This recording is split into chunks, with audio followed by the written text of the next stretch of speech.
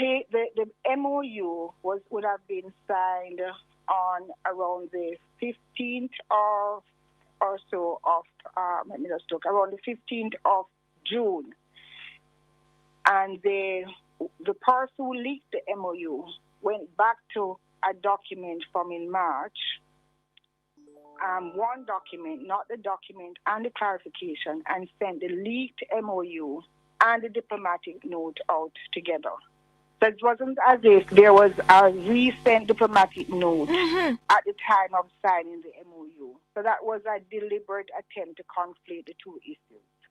So in other words, that diplomatic note on the 10th of March 2026, when did you see that note? It would have been about either the 10th or the 11th of March. And you, so that was seen and answered and put to rest that there are two different programs. Let us focus on the TC and MOU at this time. The negotiations continued with the Ministry of Foreign Affairs and the Ministry of National Security, and concluded that MOU. And the conclusion of that MOU said a maximum of 25 persons would transit Jamaica every 2 weeks. They would not be criminals. They would not stay here. They would not stay more than, I think, 7 days, maximum 14 days. If at any point 10 of those persons asked for asylum in Jamaica, the program would immediately stop. So the maximum persons that could stay in Jamaica at any point would be 34. So all of that was worked out before the agreement was signed. No, so but hold on. This is interesting because yes. I got the impression. Yes. I don't know how, and because the timelines were never clarified. I thought this clarification in relation to the diplomatic note came after the Gleaner's story on the 16th of June. But you're saying it is like the day after that you saw it. You wrote to the US and they clarified it to say that it's not, you're not talking about the TCN program, but you're talking about the structured migration program. Yes, and then you have to look at you're a lawyer. You look at subsequent actions. That was settled, and they moved on to discuss the MOU. Yes, and they spent another 2 months discussing. In fact, nearly 3 months working and negotiating on the MOU. And I must say, and give credit to our staff, our teams, in both ministries that dealt with it and the Attorney General's Department. The U.S. will tell you this was one of the hardest negotiated MOUs that we have, and the one that really it would have the most safeguards for Jamaica in it. So they spent time. And they negotiated something that could come back to cabinet. We could look at and say, okay, we can move on this. But the reason why it wasn't made public immediately, because it is still work in progress. You can sign off on the MOU, but then you still have to work through the details.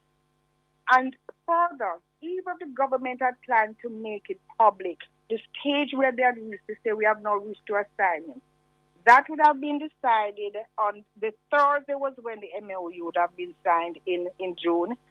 And the press conference that follows would have been on the Wednesday. This was leaked on the Monday. Oh, so hold on a second, because the times are important. As I recall it, the minister, when he spoke in Parliament, he spoke on the 17th of June. Yes. And he told us the MOU was signed the Thursday before, which was about the 11th. 11th of June. 10th or the 11th. I think he said Wednesday or Thursday. Yes. So you agree with that? That is about the 10th? Yes, I agree with that. Right, because originally you said the 15th. I just want to make sure that you are pulling back the 15th then, and you are saying it's about the 10th or the 11th of June? No, the 15th was when I think was released in the Gleaner. Is that the 16th. The 16th it was released in the Gleaner, but it was signed about the 10th or 11th, you're saying. Okay. So it would not have come to the public for discussion until press conference day, which would have been on the 17th. So it was deliberately leaked before the government had a chance to even discuss it, any aspect of it. Because if you notice, for example, many persons are saying, why the government takes so long to respond? Because there's on the MOU, but then you still have to work through the details. And further, even if the government had planned to make it public, the stage where they had reached to say we have now reached to assignment, that would have been decided on the Thursday was when the MOU would have been signed in June.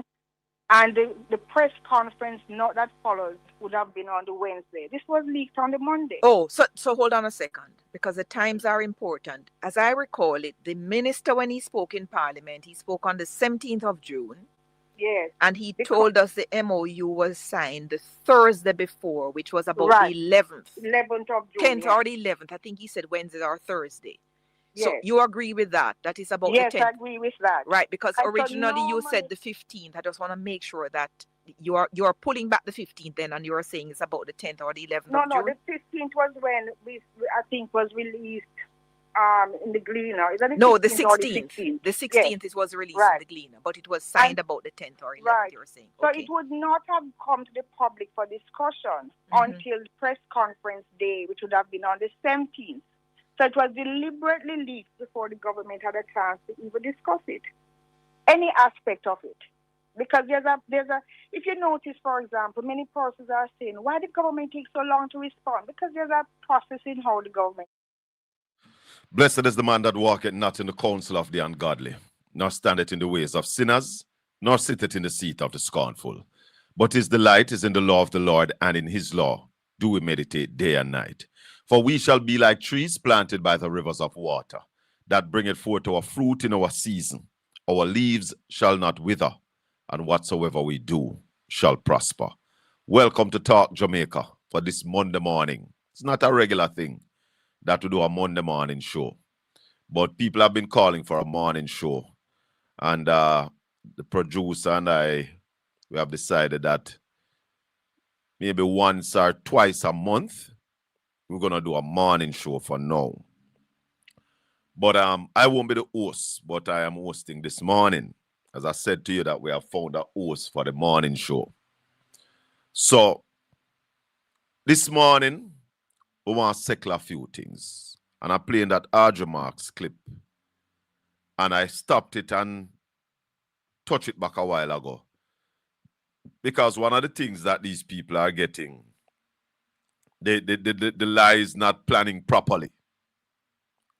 And one of the things that they're getting mixed up is when they would eventually tell the Jamaican people about this secret MOU. Now, I want to take you back to the great Dr. Chang. I wonder if this is the one.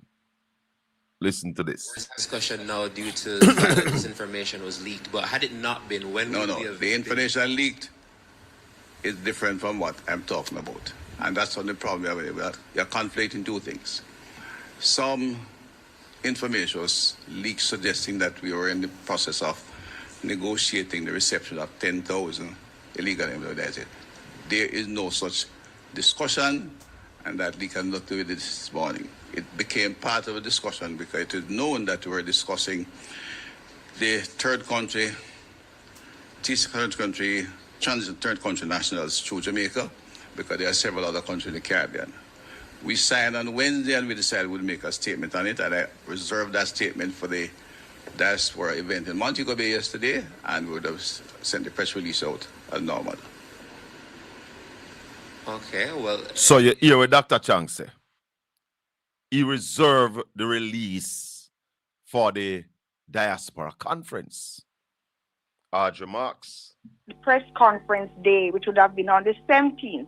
So it was deliberately leaked decision. That would have been decided on the Thursday was when the MOU would have been signed in June.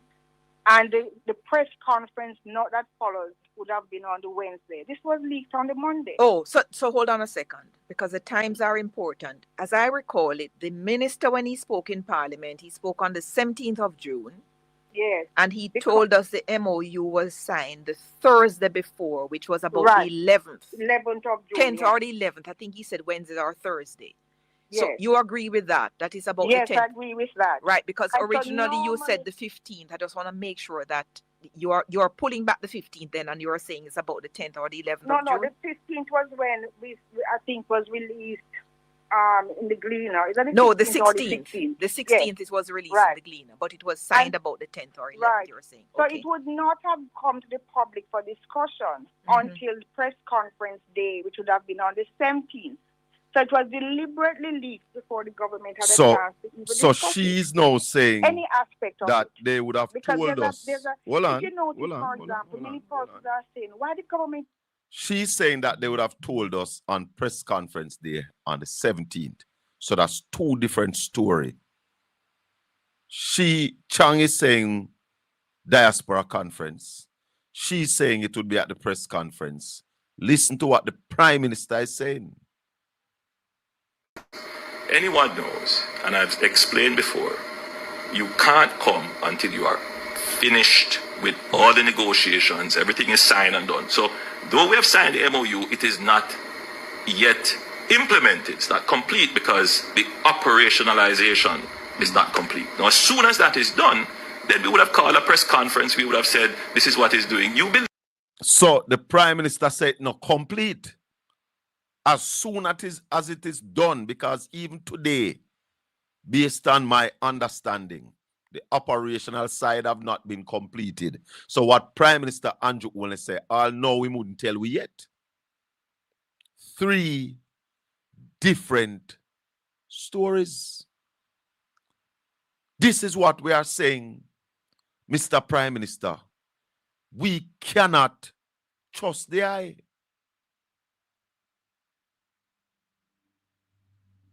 I don't remember if Diana Morris Dixon had given a date about when it would come. But there you have it. 3 different sets of arguments. How can we then sit down as rational people and believe that everything that they are telling us is how it is? I certainly don't believe. Every time they speak, more questions come to the fore. I want to go a little further with Audrey Marks and Emily Shields, because I asked a question yesterday. Did Audrey Marks threaten the RGR Gleaner Communications Group?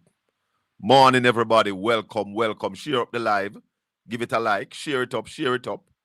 Invite everybody on. Give it a live. We're setting things straight this morning. Start Jamaica. It takes so long to respond because there's a process in how the government responds. And so there's a set press conference every Wednesday morning that speaks about the cabinet decision the week before. So there's a process in how things are dealt with. For example, when I saw the Gleaner article of the 17th of June, my immediate response, and I called the information minister and said, I'd like to clarify. I said, no, we have the information. We can clarify it. I didn't have a concern because I knew it could easily be clarified. But what has happened is that there's been an orchestrated effort to conflate the two things and to create panic in the society by using a document that came in 2 months before that was settled and put aside and use it to cause panic in the country. But you don't know if Gleaner had the 11th of March communique from the United States, which, what you say, clarified the 10th of March diplomatic note. Do you know? I don't know, but the Gleaners seem to have had so many documents, such details. They had details on a document that was not yet finalized in that leak. And so, I will give the Gleaner the benefit of the doubt that they may not have had it. Yes. But your station, your group of companies, the TV Day News, they went to St. Mary. they went with a report to speak about third-party nationals being housed in St. Mary.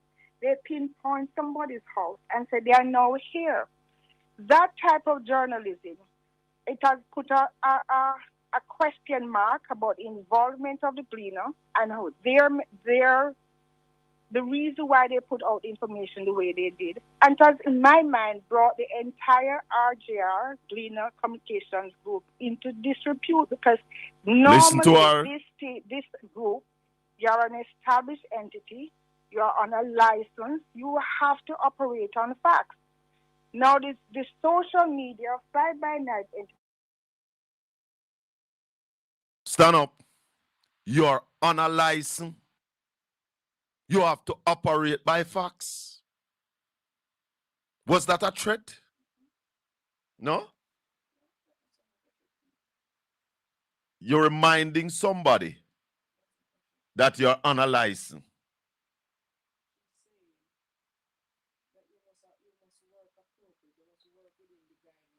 You must be responsible. And mentioning the license, reminding them that they are on a license. You don't see that as 1-876-804-7072. I want to bring it back a little bit. I want to listen it again.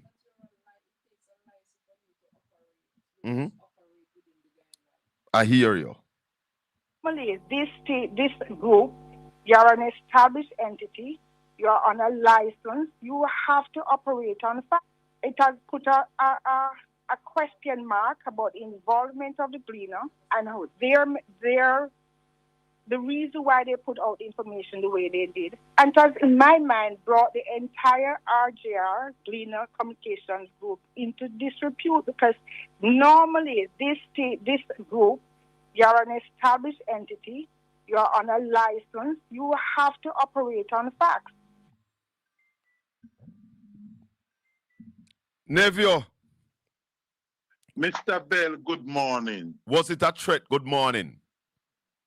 That is the reason why I call you. Yes. For you to ask the question if that should consider to be a threat. The producer says no, she don't get it as a threat.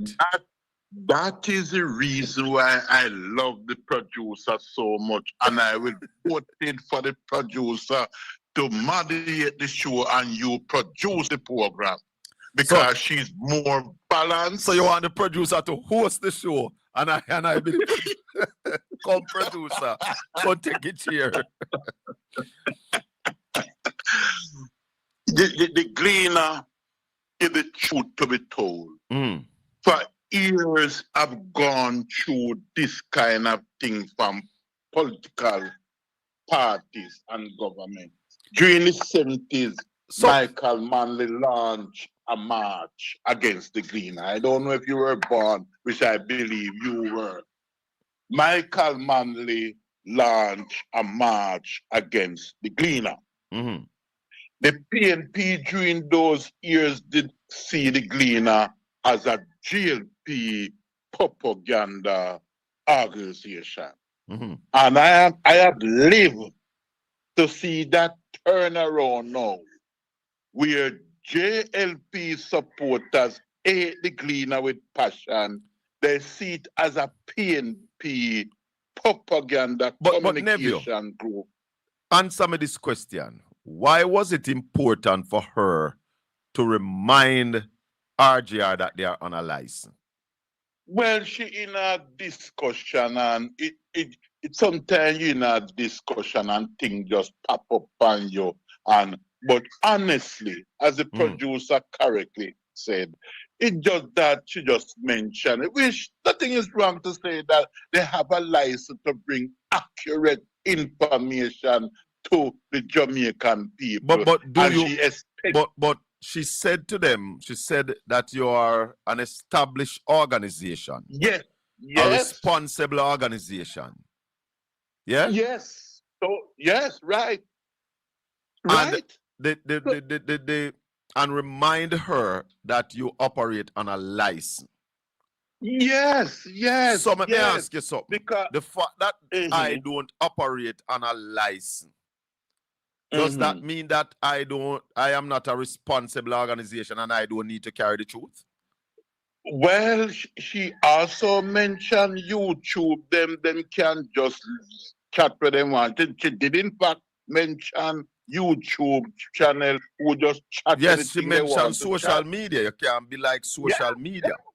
But my argument is that if you issue the license to me, and this is where I take offense to it, because you are the one that issues the license to me, and you are reminding me about that license.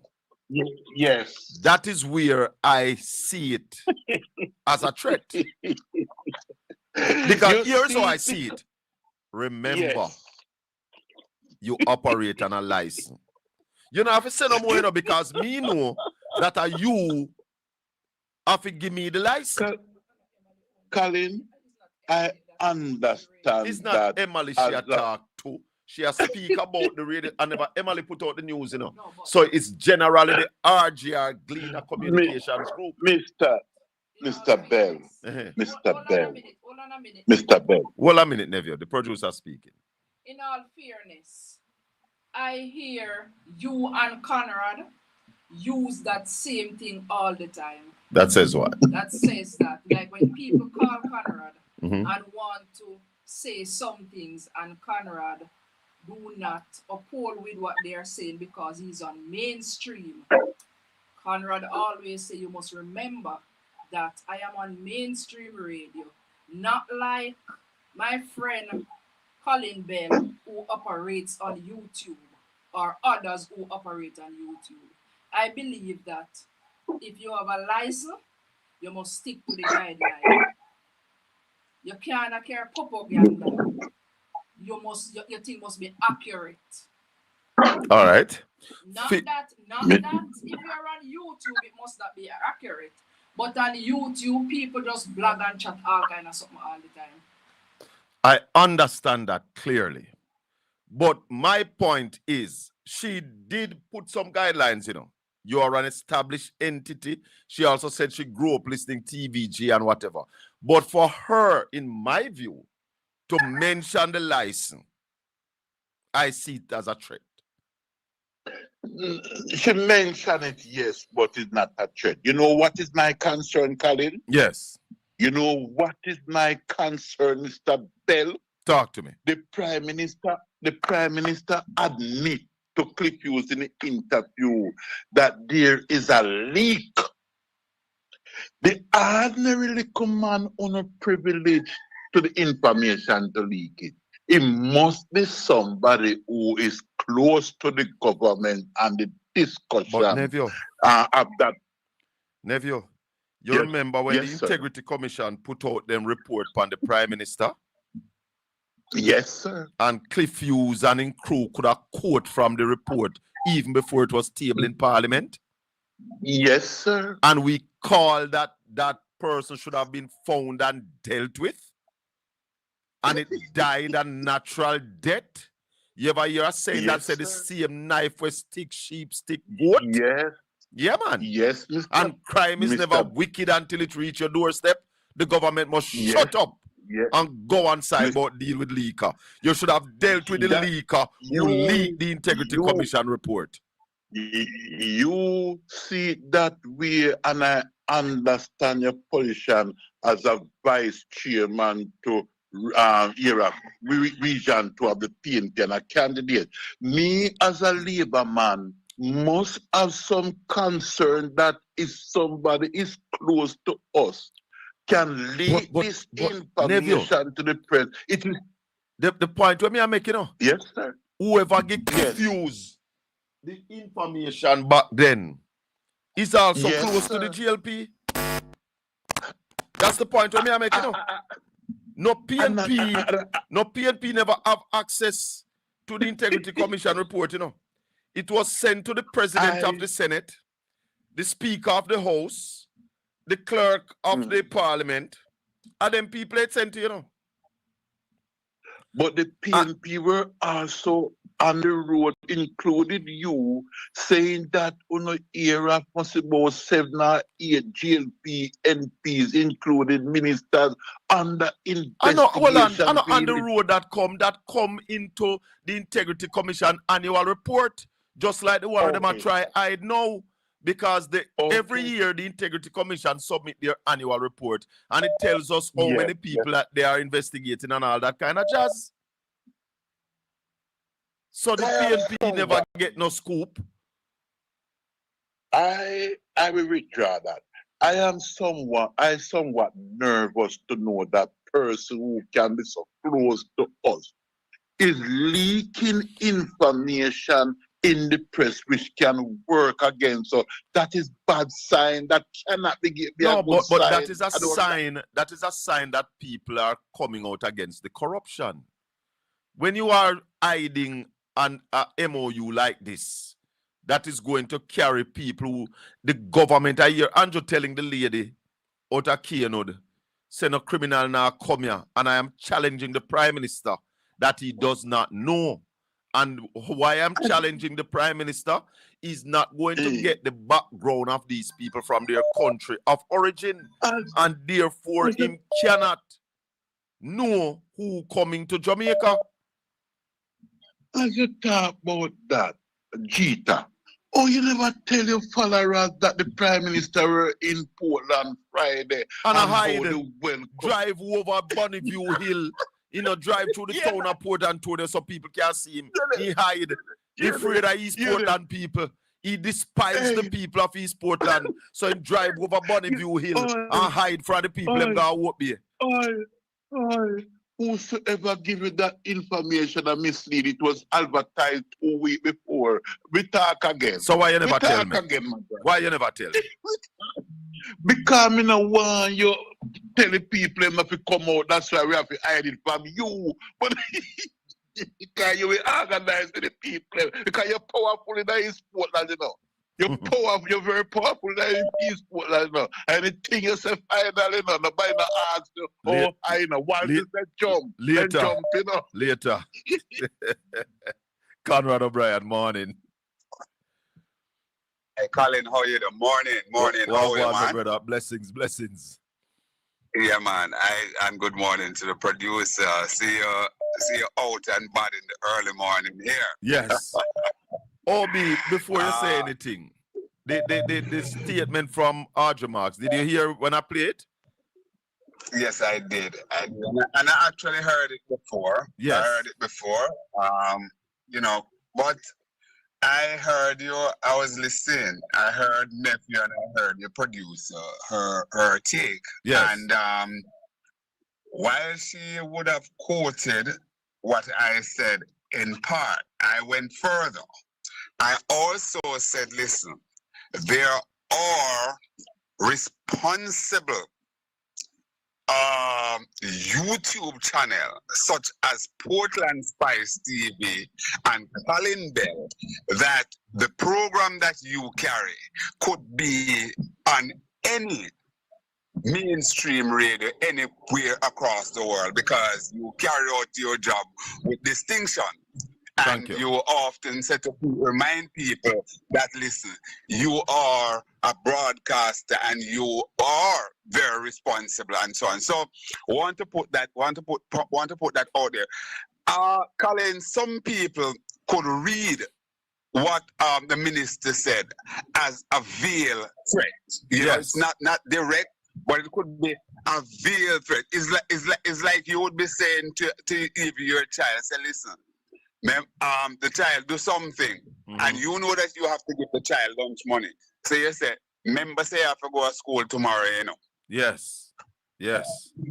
Or something of that nature. You understand? Yes. Something of that nature.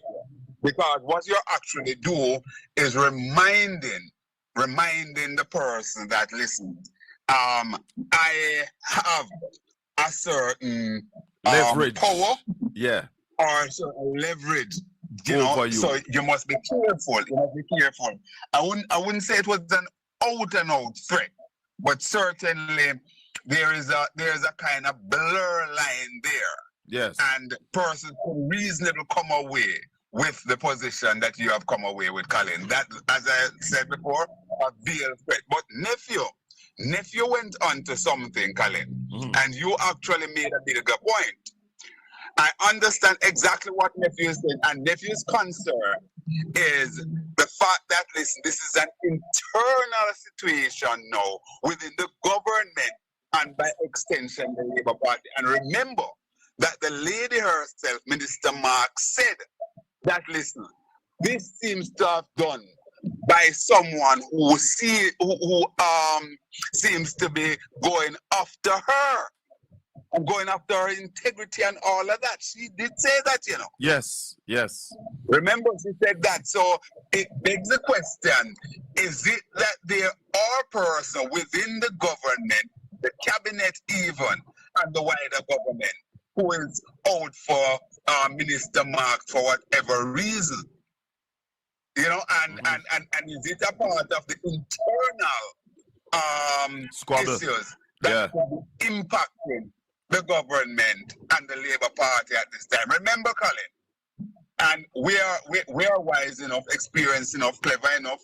We know that what happened when you're in government, you could be going through a lot of internal issues, disunity and so on. But because you have leverage and the largest of government, so you can basically dally your way through. You can offer this here, you can offer that there, you can cool off a person there. Yes. The crack, and people are also afraid that you may use the power that you have to dismiss them. You don't see that, you don't hear or say that this unity in as much as you would say it's in an opposition party, because the opposition doesn't really have much or have anything to give, to offer. All the opposition leader has is probably, an appointment to a shadow portfolio, that kind of thing. The government has enormous power that they wield, both in terms of ministerial appointment to the executive, various group and so on. So nephew is onto something there, Colin. But I'm also saying that you are also onto something that is even larger, because here it is. There are three persons essentially, and I think this is even more technical, Colin, or can need to be given more attention, because while the government will have a number of persons that will be probably au fait with various documents and discussion and so on. Yes. With the Integrity Commission, the document is sent on the seal to only 3 people. Huh? Yes. Only 3 people. So you can narrow that down. Two of those 3 are JLP from the government practitioners. Absolutely. The senator, the president of the Senate, Senate, the speaker of the House, and the clerk of the Parliament, who you wouldn't consider her a political activist. Absolutely. So, all in all, Colin, it's these things are very, very, very important. And when you start out the particular way and you have these things, these kind of things happen, it kind of renders you incompetent. And not incompetent. It kind of render you not morally sound to be calling out others when something occurs. Because who basically give those leaks to the media outfit that you talk about, in your earlier commentary? Yes. Those are very important aspects, Colin. But I want to just close out with Minister Mark and her veil, as you are describing it, a threat. I'm saying that it could be considered as a veil threat. I also understand what she's saying, that listen, one needs to be responsible. I think it would have served her better to just leave it right there to say, listen. Yes. I think it would have served her much better. I think what she do is introduce a layer of discussion or that certainly leave an that we are opening having there. right now. Yes, absolutely. So, you know, Little- of course, you know, Colin, I'm on my way. I'm in the traffic driving to broadcast house for 9 o'clock, and I'll continue to listen to you. Blessings, and So, we after you guys invite our Colin, listeners to move then on you over go to you here when we to finish join. here. Blessings. One love. Absolutely. God bless you. Jesus said unto them, he that is without sin, cast the first stone. There's a discussion going on in the chat room. And call me now, since you are perfect English. Give us a call and let's hear where you speak from and how perfect your English is. Morning caller, welcome to Talk Jamaica. Morning, Colin. It's that first frame what I am about to say, because if you listen to how RJ Mark speak, you first no wonder how she become an ambassador for Jamaica, and our language is not so perfect. But yet still the house leader you call Juliet again. It's not the house leader, what she's again. Oh, you mean the Speaker of the House? The Speaker of the House. He was very strong against the Jamaican dialect. Yeah. Right. But listen, so, McCallum, let me tell you something. Patois is Jamaica's native tongue. Yeah? There are those of us who can efficiently mix the Patois with English. Yeah? But, you know, I was listening to a video yesterday, and this man, what them call him, Wayne? I think he's an AI generated man. Have some caca ears. And he was saying that mathematics is really created to deal with solutions, but English is creating laws as it goes along. And he said, one of the things he said, if an athlete is a runner and one who swims is a swimmer, why is a cook not a cooker? So the lady he was talking to said to him that, no, a cooker is the machine. So he's saying, but then the machine is more important than me who doing the cooking. He gave another analogy that he said, why, when you finish a building, it is not called a build, but it's called a building. Because a building would suggest that it would still be in the construction stage. Right. So let's not beat up anybody who never come and say that they are an English major about a few bad pronunciation, a few bad grammar. We all do it from time to time. Well, and I saw another thing that the person is saying is not me talking, is McCalla. But we leave that for right now. Exactly. That is the thing, you know. Maybe say you're too powerful in the East, Colin. See? Hold on a little bit. Hold on. The producer just wants to say something. Simple. Simple words. Yeah, man. People understand patois.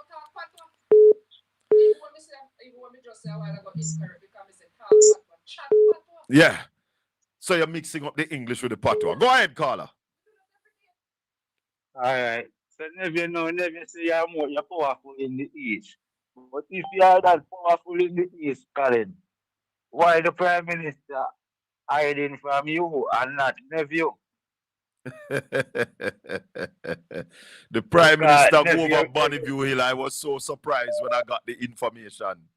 Shock. Nephew coming as the person who lead the report, the IC report, and the CCN report, because nephew now I make sure admit and tell you, say, you couldn't have known, nobody in the East Portland couldn't have known.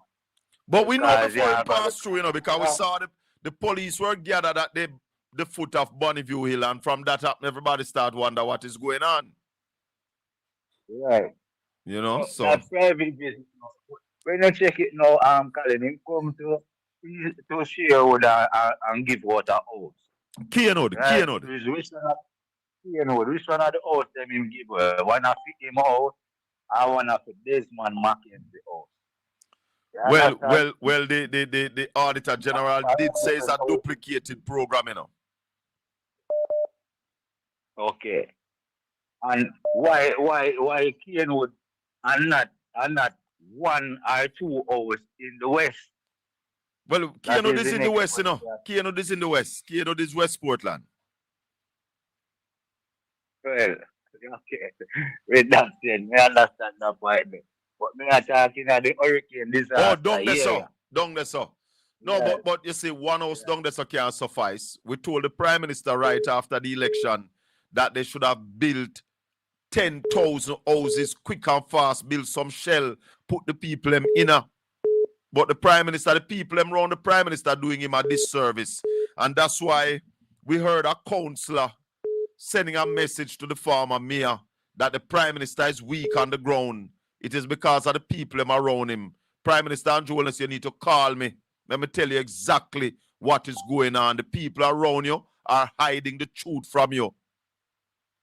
You need to stop singing to the choir. Yeah, you know, the Prime Minister will never call the kind full of pride.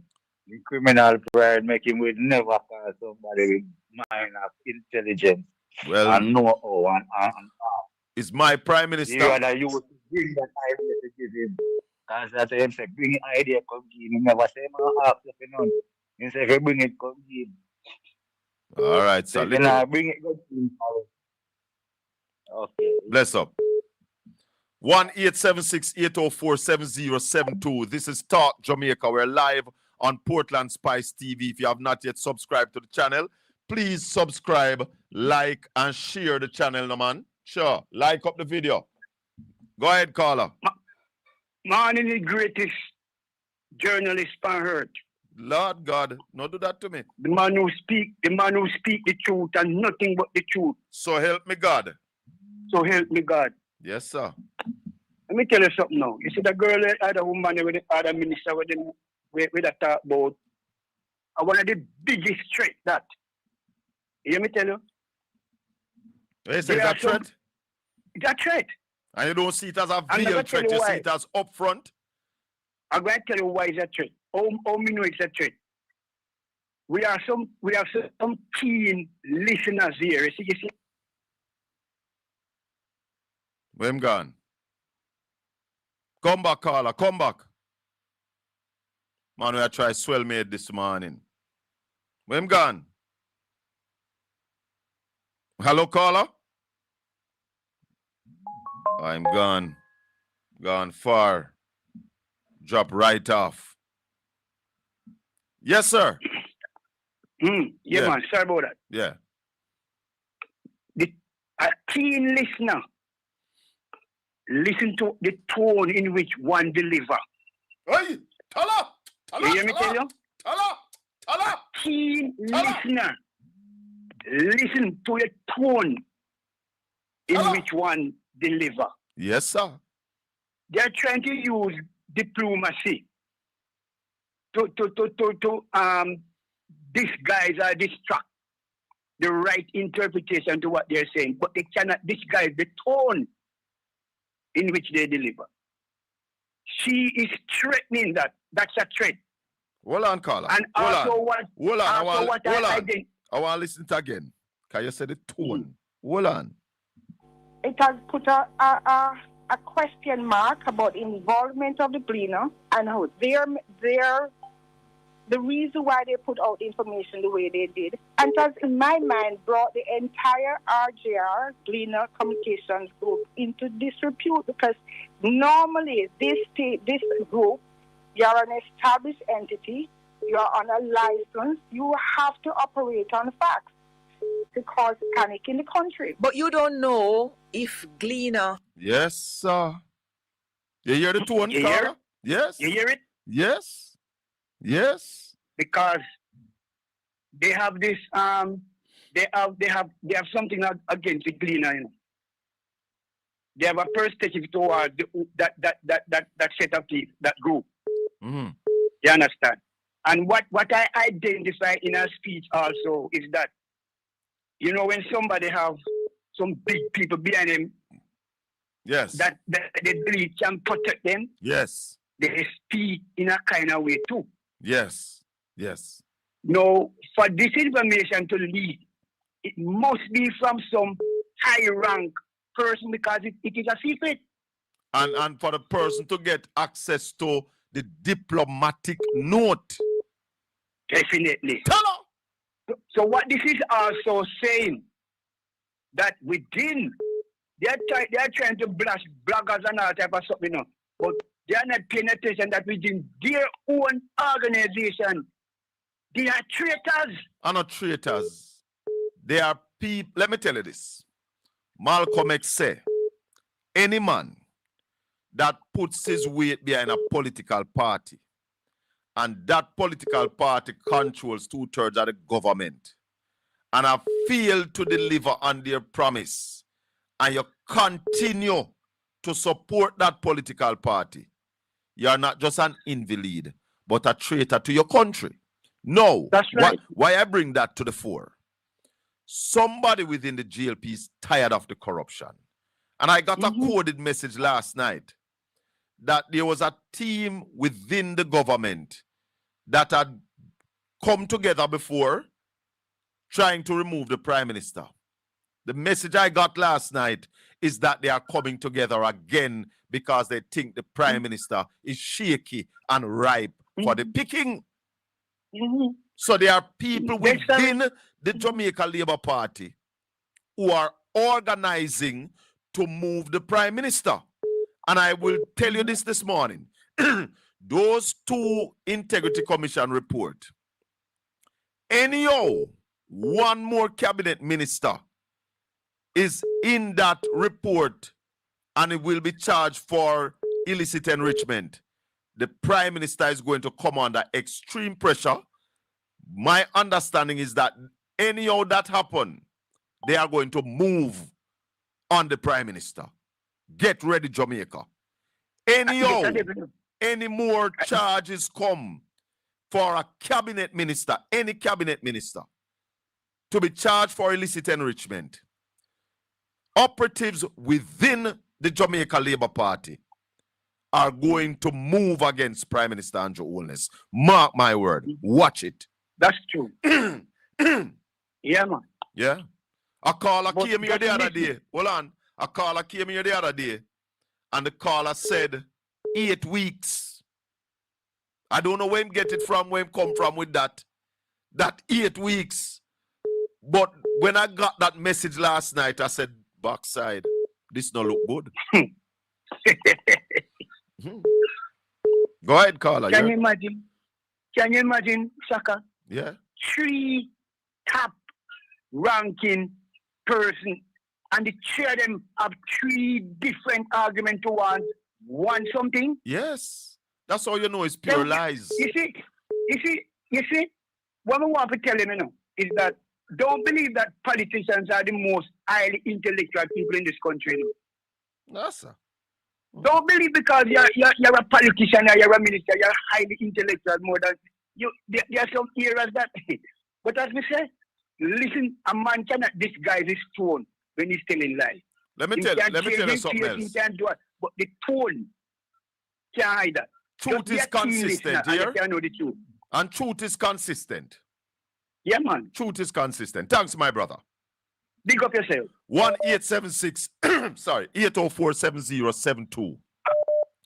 Welcome to Talk Jamaica. Hello? Caller? Hello, good morning. Hi, good morning, Sir Colin. Hey, welcome to Talk Jamaica. Morning, Chief. Yeah, man. Go ahead, call. I'm listening. Look like you have our next phone ringing there. I believe the speech that you... Look like him have a next phone ringing. Because that ringing is not our phone. Sound like him have a next phone. Colin Bell, good morning to you and everyone else in the chat.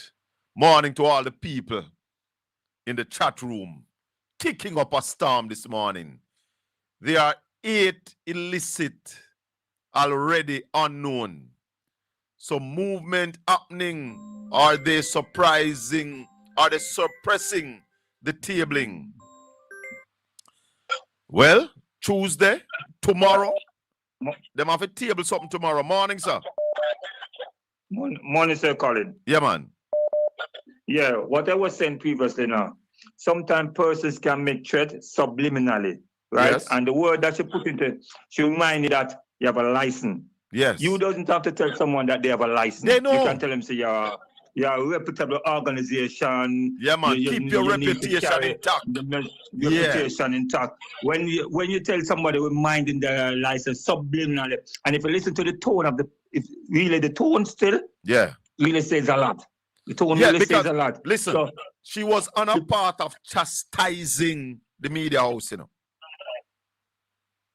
She was chastising them, basically saying that they are bringing the organization into disrepute. So she just putting them as a license, reminding them, because when I want to say something to somebody and I don't want to come to them directly, you have to mask it in a way. It's like say, you got to be with someone, you got to tell them how good they are at their work and all of these things and all of that, but you can come to them with the facts after that and tell them, say, this is how things going to go and all of them, something there. Yes. This is how people, professional, mask what they want to say to people in reputable position and them. So I believe that is a threat. So to each his own. Thanks. Blessings. Yeah, it sounded like a threat to me, and that's why since yesterday I have asked the question and made it my point of duty to find back that clip. Audrey Marks talking to Emily Shields on RGR. I want to play it one more time and ask you if you listen to this, if it sound like Audrey Marks was threatening the RGR Gleaner Communications Group. They had details on a document that was not yet finalized. Context matters. So, I will give the Gleaner the benefit of the doubt that they may not have had it. Yes.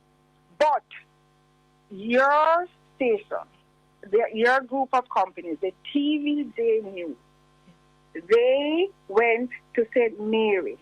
They went with a report to speak about third-party nationals being housed in St. Mary. They pinpoint somebody's house and said they are now here. Hold on, Juna. That type of journalism, it has put a question mark about involvement of the Gleaner and how the reason why they put out information the way they did. And has, in my mind, brought the entire RGR Gleaner Communications Group into disrepute, because normally this group, you're an established entity, you're on a license, you have to operate on facts. Now this social media side is out. You're on a license. You have to operate on facts. Not saying that's not true, but how it come, the tone, the context. Go ahead, Junior. I'm waiting to hear from the Press Association of Jamaica. I'm from Lloyd B. Smith. I haven't heard anything from them. I wonder if you have heard anything. Well, maybe them not see it as nothing. Maybe I just me too. Maybe I just me too enough and too skeptic. Put the pendulum in the other lap and see if you hear something this morning. Yes. Nuts. Continue, Junior. Continue. You heard our parliament here in England talking that colonists should pay compensation to England. reparations to England. You heard it? I'll call you back later. Yeah, man, continue. I'm asking if you heard the stupid statement. By who? Some parliamentarian in England was saying that the colonies... Yes, so we need to pay reparation to Britain. We don't talk about no reparation from Britain. The man say I don't need to pay. Me hear it, man. Me hear it, Junior. I heard it. God, the man said Britain had to take out a loan to pay the slave masters, the slave owners. Yeah. And that loan was completed in 2015. So former colonies of the United Kingdom must pay reparation to the UK for developing those countries. Tala. No, when I was born, the next thing, right? you get any information about how they work out the unemployment figure. How they work out the what? Because the unemployment figure. Oh. Because remember, we hear also that 30% of the people normally pass through the airports in Montego Bay not coming. No. The global economy is in trouble now. So that is one of the problems we're having. The global economy is in trouble. I think somebody called you sometime couple of weeks ago and told you that them wife went to pay insurance on the vehicle and they had to pay an extremely large amount. You remember? Them go again with that. A couple of weeks ago, a gentleman called to say his wife went to insure a motor vehicle. Yes. And she had to pay 100,000 more. Yes. That's what she normally did. Yes. And that was a couple of weeks ago, Yes. And you heard Julian Robinson speaking about it in the parliament.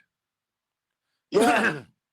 You people at Jamaica don't understand what's going on, No, they don't. You realize all this government is doing is raiding the band, Yes. Then take out the money out of the airport, then take out the money out of National Housing Trust, then take out the money out of FSC. I want to let people know that PMP create FSC. Everywhere them take money from was created by the People's National Party. It is the People's National Party legacy projects and policies that are keeping Jamaica afloat. Yeah? It's everyone. But I'm still waiting to hear the Press Association make a statement, Because if you listen to what the lady is saying, she's threatening them, Well, indirectly, because look here, it's me going to get license from, It's a soft threat. Because, Some OB refer to it as a veiled threat. I like to speak very simple. It's a soft threat. Saying to you that, remember, you operate on a license. And the unspoken part was issued by us. We give you a license. So, get your facts right. Now, one of the things that she said, I don't think, I was just trying to look for the clip from RGR about the house in St. Mary. I think they said this is one of the houses. Weird. They didn't say people are staying there. But I will find back that clip and I maybe play it later. All right, Junior, a little more. We'll talk later. Neville, morning. Hello, morning, Colin. Walk on, my brother. Boy, thank you for waking me up this morning. Blessings, man. I tell you, good morning to your listeners and your valuable callers. Yes, bless. If you run some morning program for the rest of the year, a lot of mainstream media will be in trouble. Oh, God. Because... Go ahead. What we have found out in this country is that over the years from 1962, especially since social media come up, mainstream media in Jamaica has been picking and choosing what to tell the population in order to protect politics. Yes. Yes, a hide and seek culture. Yes. Continue, Neville. I'm listening. Yeah, and it can't continue anymore, you see? Colin, I must tell you, there is no perfect grammar here. None at all. People just need to understand what people is saying. And don't bother use people's speech to undermine them. Because there's no proper grammar. When Chinese talking downtown, they don't want you to hear what they say. They just tong tong tong tong blah, blah, blah, blah, blah, blah. And you don't hear what they're saying and they know what they're doing. And when like I am in a foreign country now, and when me and the producer up on the road and we want to chat some people, we just go hard patwa fast. Yes. And it came out of the plantation system when we were in slavery, our foreparents. And they had to coin language because they took away the language from them. They took away the religion and they separate the family. And they had to talk language that the English never know and they call it bad word. Yes. That's how the whole concept of bad word come in. Mm-hmm. And when you listen Parliament and you hear the speaker say member, there is no word near member. The word is member. No. And when they come in your communities for your vote. Hold on, Neville. The word is not member. The word is member. The word is member. Not. Yes, the word is not better. The word is better. The word is not bigger. The word is bigger. Exactly. But when you hear some people, remember, and it's better. No. The word is not pronounced better. It's pronounced better. And I don't want to get into a class about the International Phonetics Alphabet. Yeah? Yes. Which those two letters, the ER at the end of the word. Yes. In the International Phonetics Alphabet, the symbol is a schwa. But let me not get into it. Leave it alone, Shaka. I hear you say something a while ago that the world economy is in trouble. Big time. Big time. Yeah, it is being reset. It's a reset going on, Colin. Big time. They're totally resetting the economy here. Yeah? Yes. They have to find a way to go cashless here. Yeah? Oh. Well. Yeah, because they're missing all countries in the world, missing the 2030 agenda. You remember that 2030 agenda advertisement that was being advertised in Jamaica and millions of dollars spent on it? Yes. All the countries in the world who set that agenda, they are missing that agenda in the Western world. And they want to take it to 2035. So they have to do a reset. That is what all these wars are about. They have to remove cash from the system in order for governments to see all the transaction of every citizen so that they can collect their fair share of taxes to do their business. And that is where the so-called, yes. Did you hear the news that some banks in Jamaica said that they are going to cut out checks? Right. Yes, man. Yes. The only, when you're paying your taxes now, Colin, you have to get what they call manager's checking. But they're going to cut out checks because they want you to go cashless. They want you to go digital. Yeah. I think it's Scotiabank. Rally morning. Which you heard the news where the bank said that they are going to cut out checks? Or checks over $1 million or something like that? No, I've never heard it. But with tax, you can make direct transfers to the tax department. Yeah, man, but it was in the news on your station that they said that they're going to cut out checks. I think it was Scotiabank because they want to support the digital wallet thingy that they're coming with. Yeah, man. No, I never hear the news, but I know that. Yeah? So... Yeah, man, but it doesn't affect your ability to pay taxes. No, man, we know that. But as Neville was saying to us that the war is an attempt to go cashless. Yeah, man. A reset. Everybody wants a cashless because 72% of the transactions still use cash in Jamaica. 72%? Yeah, man. That are the studies that was it. So they're forcing us to go cashless, Neville. Yeah, man. Yes. One, hey, Colin. Good morning, Ralston. I'm on my guru. Morning. Colin. Yeah. Colin. Me gonna say 3 things to you and hang up the phone, you see? Yes. You see the capitalism in the Western world versus what is happening in China and Russia is a serious war, you know. And we have to put aside the politics now as black people and deal with good families and good friends and good community. Yes. That's correct. Because Ralston, what you call the term when the government knows something more than the people? There's an economic term for it. Information asymmetry. Yeah, right. Ralston, know these things. What is that term, Raleigh? Information asymmetry. One-sided information. Oh. Hey, one time, they know things that is coming that they're hiding from the population, yeah? Yes. Yeah, man. Correct. Because the politician is not here to tell you that fire, you know. He's here to stimulate an illusion. Yeah, man.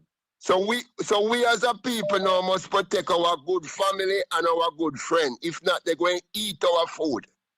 That's correct. Because you're not going to expect to see Andrew Holness's son downtown in the next 10 years and sell bag juice down a town, you know. You're mad? Never. That's why he's building an empire. Yeah, man. To protect his bloodline. That's what that's what they are all doing, you know. Trying to build empires to protect their bloodline. Daryl Vaz told you at the last GLP conference that they need another term for him children and him grandchildren. That's correct. To build out them empire to protect them bloodline. That's correct. So let me give you the last thing what I suggest now. And I don't give financial advice. I'm not a financial advisor. It's 4 things you need to protect while you're walking in the streets today. Your time, your stress level, your money and the risk them that you take. Because you see when this tax package feel that they have on the ground, it feel already. Is going, huh? The tax package feel already. But finish already. Because I have some questions for Raleigh. Go ahead. You see when the proverbial shit hit the fan in Jamaica, PNP and JLP politics, the divide that we have among us, especially the African male, we need to stop it here. Because our duty is to be the provider, the protector, and the fixer for the family. And without families, the economy can't grow. And without a middle class, the economy can't grow. And if the economy doesn't grow, dog nyam will suffer. Take care of the program. Later. Hello, caller. Good morning. Hold on for me, please. Hold on. Ralston. Yeah, man. Any update for us going into the new week? No, nothing new. We're waiting to see what will happen. We know it's what happened at the end of last week, so we use it and see what is going to happen in this week. The FSC rally. Mm-hmm. The FSC. That money that the government took from the FSC, was that in the budget that was tabled in March, April? That they would take? Part of the, that's part of the billions in dividends and transfers that they said they're going to take from public sector company. Oh, so that was planned and in the budget to be taken. Yeah, man. So why? But it doesn't make sense. So I know it's planned and in the budget. It has to make sense. It doesn't make sense. How much they are taking from the BOJ? Well, no, them never project to take anything from BOJ. Isn't BOJ in a better position than the FSC in terms of cash flow? No. No? BOJ losses are about $16 billion for the year to date. So, what do you mean BOJ lose money? So where is this argument rally that the economy is doing good? Where it come from? What are the things that are going good in the Jamaican economy? Listen to what I said to you know. All we hear are just emotions. Nobody now look at the numbers. Me look at the numbers, and that is why I have a different view from all of them, and that's why them cost me. I want to pronounce something this. I want to say something this morning, Raleigh. And I'm talking to every labor right. Vlogger, blogger, dogger. Count out there, dog the system. Who are running off their mouth and disrespecting this man up on the line. My General Ralston Hyman. If you can't call the program and challenge Ralston, 1-876-804-7072. Me no watch no once the phone ring. We answer. Call us and challenge Ralston Hyman. If you can't do that, shut up and shut down. I hear me I said here. I may start from up at the top. Donald Trump can't challenge me. Andrew Wallace can't challenge me. No, hold on. Donald who? Donald Trump can't challenge me. Andrew Wallace can't challenge me. The Minister of Finance can't challenge me. Because here, in my 38 years, I know when every agency have a release data, the time when they have a release. That is why I have access to them the same day. So all of the people who run the agencies, them PR people, them have my number, my email address. So when they release monthly data, whatever data on anything, me one of the first man who get that. Whether the Federal Reserve, whether the Bank of Jamaica, whether the Statistical Institute of Jamaica, the latest data come to me. But yeah? where are these arguments coming from, Raleigh, that the Jamaican economy is doing? Those politics are emotions. The economy is in a recession, declining rapidly. The Bank of Jamaica lose money. The FSC lose money. Housing trust have a little money. And they are taking that. It's all about politics and emotions. If you ask them which part to find the data, then they know to find it. And that's what other people say. Is the government a big coward, Raleigh? And I ask a question on the context of the monies that are available to the government, made available by the multilaterals. Why is the government not spending these money? Why are we not seeing heavy spending on the infrastructure that was damaged? The problem, Ralston, is that we are in the hurricane season and the emergency shelters in the western part of the island are not back up to scratch to take people if a hurricane should beckon for Jamaica. Right. So you must know, right? All them demand them work the thing in our economy. Yeah? The difference between where they did before Melissa and we fired now, them call it the wasteful output gap. In other words, all of that has been destroyed. So what the man them would have done, them would have a number what them call the multiplier, where them would have divide that the amount of thing where you lose by that multiplier, and then would have determine how much investment you need over what period to get back there. Yeah. Yeah. So if them didn't really know about economics, that is what them would have done. I know so the economy need that level of stimulus. Have you done that calculation, Raleigh? Yeah, man, we need to invest like $2.5 billion US every year for the next 5 years to get back to we start with it. $2.5 billion every year. That's US. For the next 5 years to get back to we start with it. And the budget for 2026, 2027, how much they plan to invest? Nowhere near that. 99 billion Jamaican. So we cannot. So on this budget, we cannot even start the engine to get back. Yeah, man, them never start spending another money there yet neither. And I'm saying the whole unnecessary things will come up prevent the private sector from even injecting that. So one, you have the Bank of Jamaica liquidity market of exercise with an encouragement to the private sector not to invest in the real sector. Then you have all these corruption things we put the private sector in a pause mode where they must say, like wait and so on. All those things. Then you have the international thing with the war, yeah, where put international investors on pause. Yeah, so the 2.4 billion in private direct investments where that is coming like a few to the region as the king that's the right one, based on what is taking place in the world. Because the world are trying to reset now. Yeah? So even America does celebrate the 260th, the people themselves are the most expensive for a long time because of the inflation generated by the war.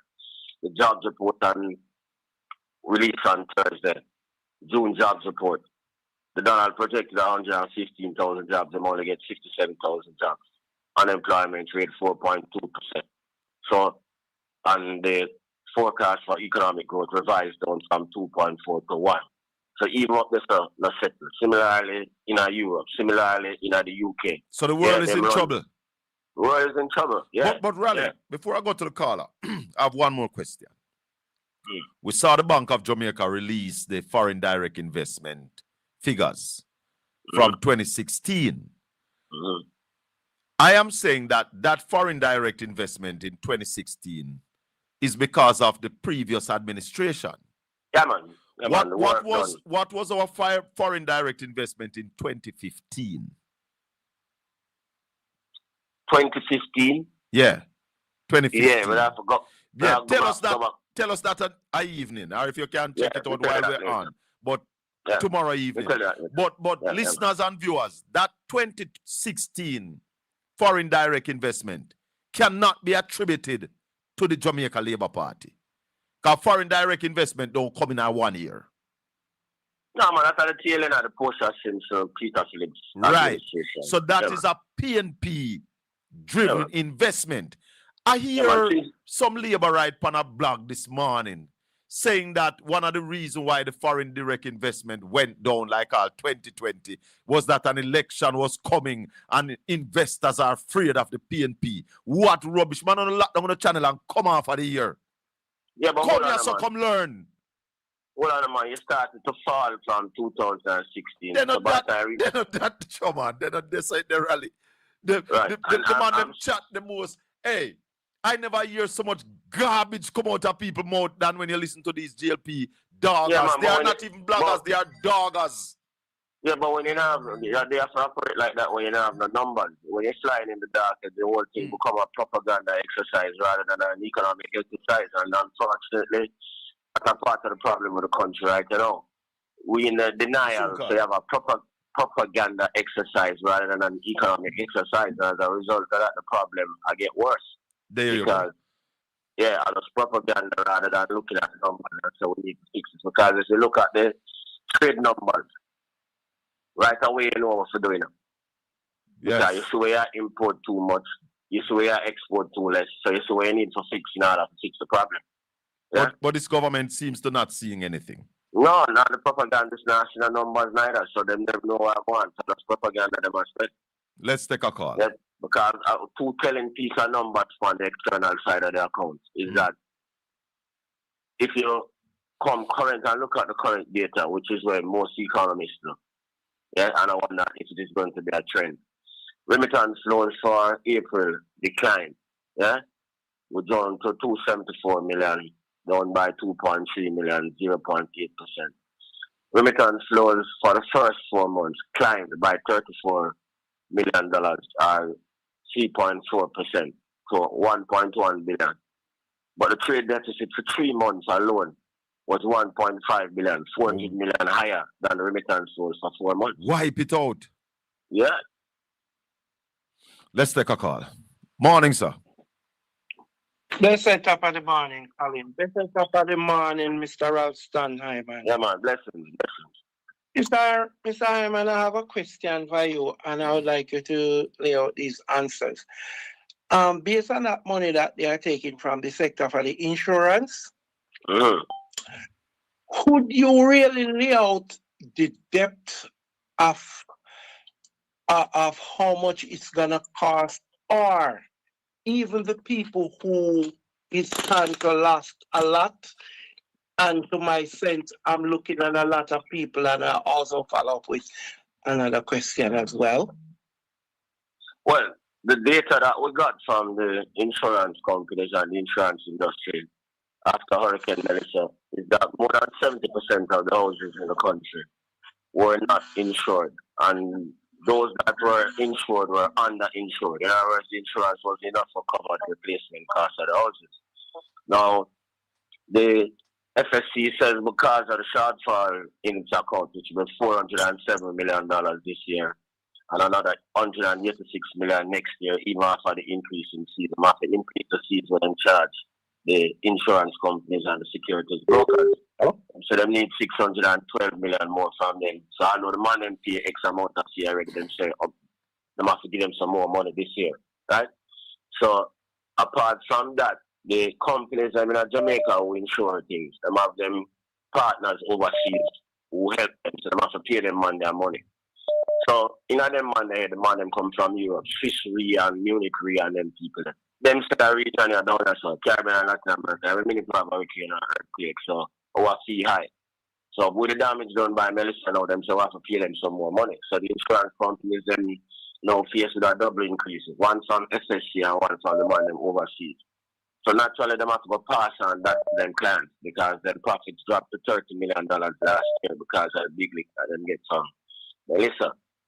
So it means that the people who are dealing with insurance have to expect some more money. So although I talk about sustainability, enough more house now are insured because that's too high in relation to the other bills that people have to pay and can't pay. So we find ourselves in a more vulnerable situation. Enough more car on the road now are insured because insurance are gone. Enough more people now have the health insurance because all of the insurance companies them are dealing with. People who buy stock have find themselves in the same position. The brokers are charging them more money because they want more money from the security people. Would it be different if the government did not take this $500 million from the FSC rally? Yeah, they never want less. So they would only want like 100 million. Yeah, bad policy, man. Stupidity. Another exercise in stupidity. Should the government back up on this? Yeah, man. But I want something else. I was supposed to get them to back up on if we were a serious country because they make the country more vulnerable and know about sustainability. So hold on there now. So you are saying Julian Robinson said it in you heard Julian in the parliament rally? Mm-hmm. You heard him? Yeah, man. He's saying that the government must withdraw it. Yeah, man. Me interviewing political man. I have the same position, man. Not them take back that, man. I rubbish them out, man. Put it simply in the street language. So technically, economics are garbage and streetwise I understand. Go ahead, caller. You say you have another question. So Ralston, so that means everyone who carries an insurance in Jamaica would be affected, right? Taxi man who are dealing with health insurance, man who are dealing with life insurance, everybody who buys stocks are going to be affected. So that our job of the stock market too. So yeah, in every way is a problem to the economy. So it means that my life insurance policy may have to go pay more? Yeah, if you have a premium. Your health insurance policy you have to go pay more as a premium. Your car, you have to pay more to insure your car. You have to pay more to insure your house. You have to pay more to insure your furniture. If you have a business, you have to pay more to insure it. This is weird announcement. The FSC come with that last week, so it's so effective with the insurance company, man.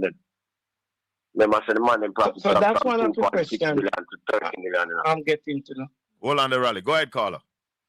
That's one of the questions I'm getting to know, Ralston. So in terms of that, people who are high risk, like police, soldiers, and everybody who do high risk by even carrying a firearm, their policy quite possibly could be doubled or tripled. I don't know about the double, but everybody has to pay increase. The insurance company are going to determine how much you pay, but everybody who have insurance has to pay more money. Well, the reason why hold on the caller. Hold on. And the motor vehicle insurance rally, you have any idea what percentage you think that might go up by?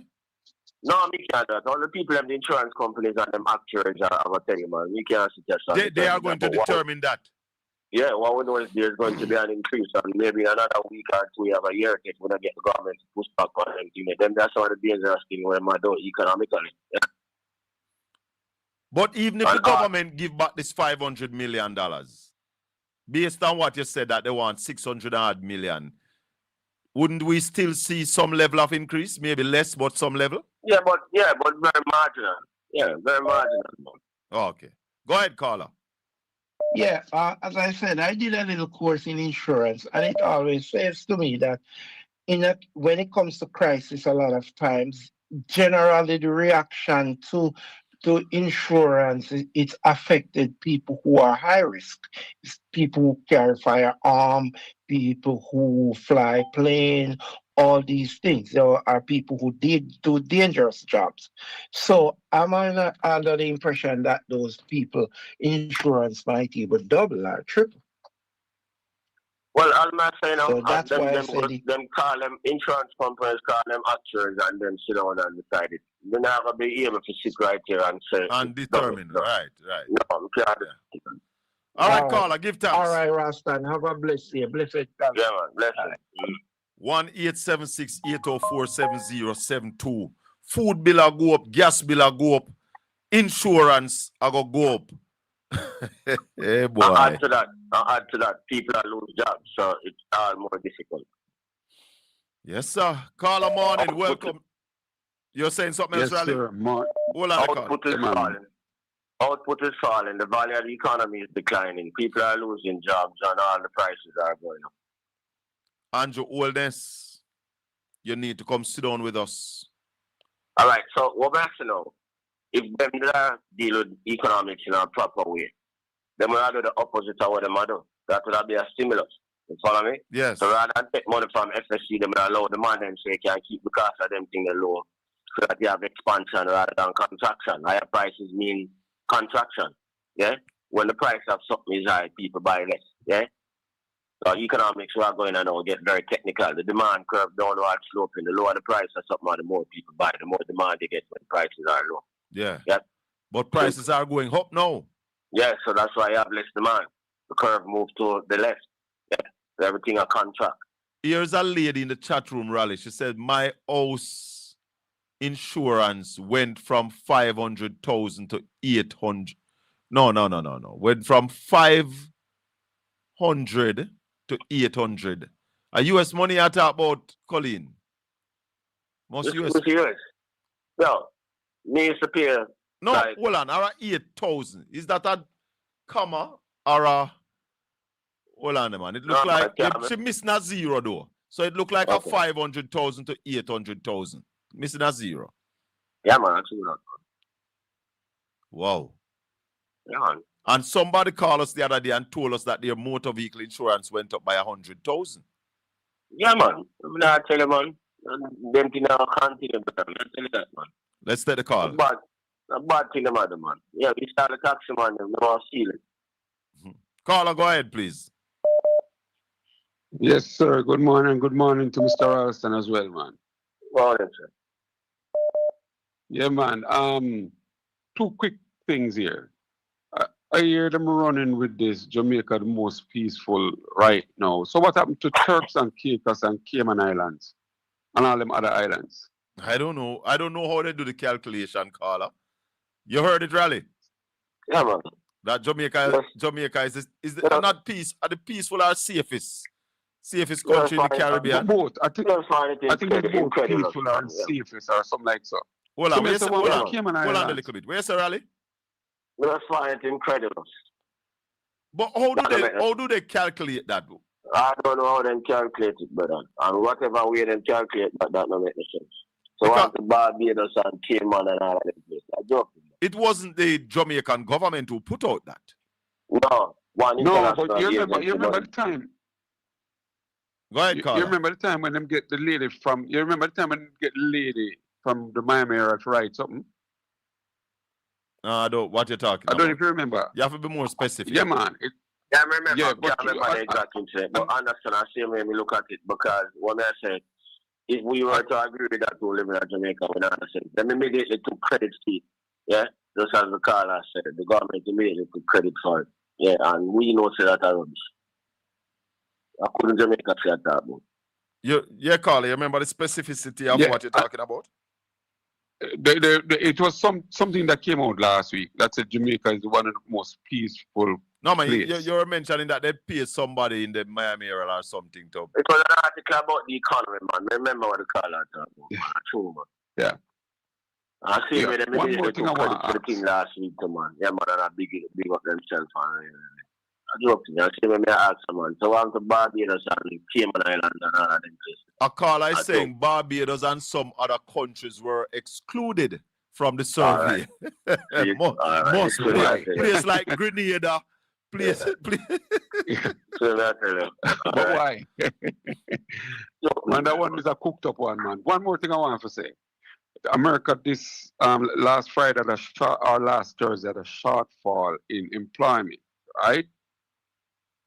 And Jamaica has a shortfall also in employment by 25,000. Then if America have a shortfall, why would they be sending workers here in Jamaica to work? No, no, man. That's not how it go. America planned, expected to create 150,000 jobs, Rally. 115. Right, 115, and they only created 50-something thousand. Jamaica. Yes. So all them send worker come to Jamaica. Hold on. And we don't.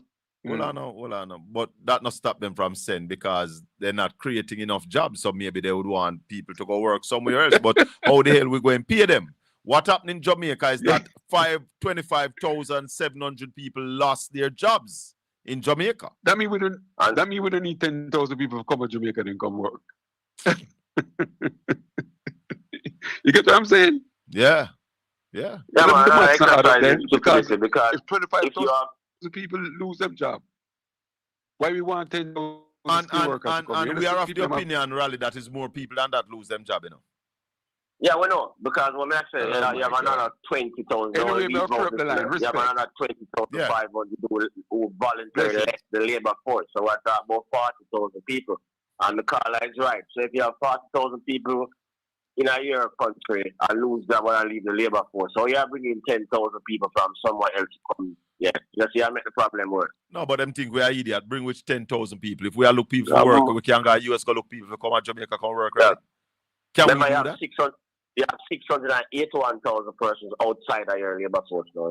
So you have to try to bring them in. 360,000 of them people should have been in the labor force. Andrew Wellness mentioned it finally the other day. He mentioned it. How long will I say that? Long time. They might learn too slow on the job. How long will I tell them something? But that's why we're telling the GLP bloggers and vloggers and doggers, when this show is on and Ralston Hyman is here, lock down on a channel and come over here, come learn. If you don't have questions, call. Don't write it in the chat room. Pick up the phone and call. That's when Raleigh give you the answer and you have a follow-up. You can follow up. Come learn and stop criticize proper numbers and data. Where you don't have no data, you don't have no numbers. You don't have the mental capacity. And over on a channel to analyze rubbish. Them. Yeah. Sometimes, Colin. Yeah. What we have in my bag, we have the latest trade report, the latest unemployment report, the latest BOJ report, the latest BOJ assets, the latest exchange rate, the latest US job numbers, and them things I work with. Me know. Okay. Plus, in your head, you're a walking encyclopedia. Precisely, yep. But hold on, Raleigh. Hold on. I have a call, but before I go to the caller, you hear say 50 nurses coming back from Cuba? Oh, that would be good. Yes, the stone that the builder refused. Mm-hmm. You know the people that take with idiot? Yeah. They were forced to send home the Cubans. And now they're finding a way to bring them back 1122. Yes, the minister said about 50 coming back. Okay. We need 500 minister. So the time when you send home 200 odd, you should have did that get 300 more. Maybe, hold on. Maybe behind it, you know, is a quid pro quo. Because you have some people that say, by the way, you show them my state. Them run where the good people who can help you. And then they might bring in criminals. Yes. Yeah, so maybe them call Marco and say, yo, you know, you're the people that must say, we run where the doctor them and I bring in criminals and I'm sure right.